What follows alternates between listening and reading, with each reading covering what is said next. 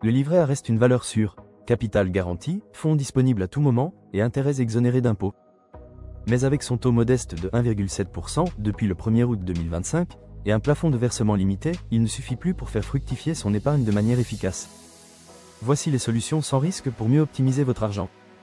D'abord, les livrets réglementés.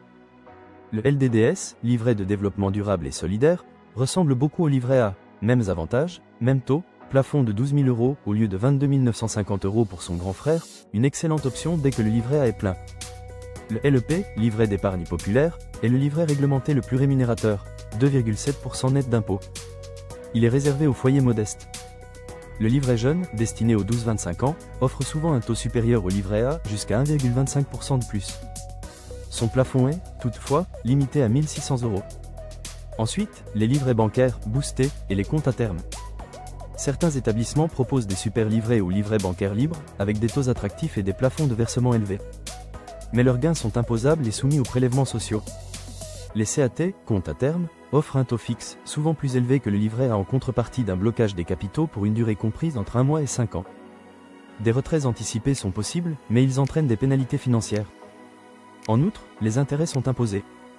Puis, l'assurance vie en euros. Le capital du fonds en euros d'un contrat d'assurance vie est garanti par l'assureur. Ce support offre une rémunération souvent supérieure à celle du livret. Le rendement moyen des fonds euros a atteint 2,60% en 2024, les taux sont communiqués avec un an de décalage. La liquidité est moins immédiate et les intérêts annuels sont fiscalisés. Et au-delà ? SCPI, PEA, diversification. Les SCPI, Sociétés civiles de placement immobilier, permettent d'investir dans la pierre, à moindre coût, par le biais d'un fonds immobilier. Le rendement moyen est ressorti à 4,72% en 2024. Les loyers versés au prorata des parts dans la SCPI, appelés acompte de dividendes, sont considérés comme des revenus fonciers et soumis, à ce titre, au barème progressif de l'impôt sur le revenu.